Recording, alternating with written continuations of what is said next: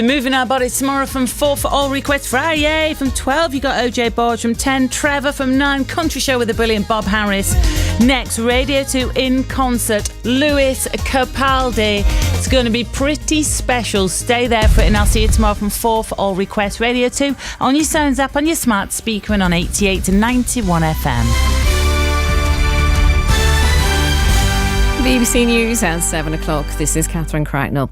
Thousands of nurses in England, Wales and Northern Ireland are nearing the end of a 12-hour walkout over pay. The Royal College of Nursing wants a 19% rise and says below-inflation increases are compromising care by making it hard to attract and retain nurses.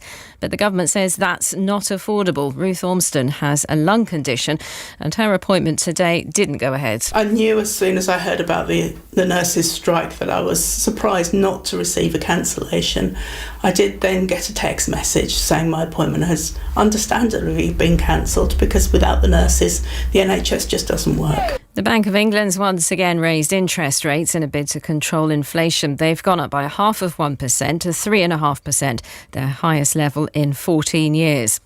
The Scottish Government's announced it'll increase taxes for higher earners to provide more money for the NHS, in a change which will see Scotland move further away from the tax policies of the rest of the UK. The Deputy First Minister, John Swinney, confirmed an extra penny in the pound would be added to both the higher and top rates of income tax, increasing them to 42 pence and 47 pence respectively. And he said the threshold at which people will pay the top rate will also be lowered to just over £125,000. We have chosen not to follow the path of austerity that is the hallmark of the United Kingdom government. But let me be clear, the choices we face are all the starker because of the United Kingdom government.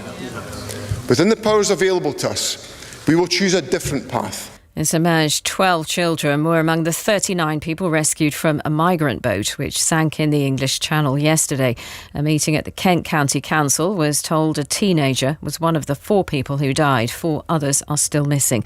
Simon Ling from the RNLI has paid tribute to the crews who helped with the rescue. In recent months, RNLI crews have undergone additional training, and this has been provided with specialist equipment in preparations for incidents such as this.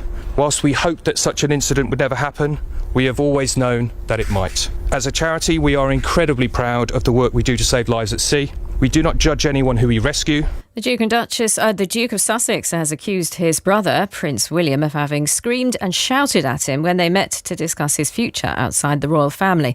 It's one of a number of claims contained in the final 3 episodes of Prince Harry and Meghan's Netflix series, which were released today. Buckingham Palace hasn't responded to any claims made in the series. And the weather, fewer wintry showers across the far north, clear spells and frost to start elsewhere. But Western Scotland will see outbreaks of rain and snow developing in the west later. Another very cold night with lows of -3 Celsius in Belfast, -5 in London and -6 in Edinburgh. And that's the BBC News at 7:05. Joe Wiley's Shiny Happy Playlist. There's going to be big tunes. Blowing the roof off Radio 2. Shiny Happy. If you want to get absolutely bouncing, this is where it's at. BBC Radio 2. Bouncing keeps you warm, don't forget. Bouncing definitely keeps you warm. Hi, welcome to the show. Thank you to Sarah. Wherever you are tonight, you have the Shiny Happy Playlist coming up for you. It's just got loads of big old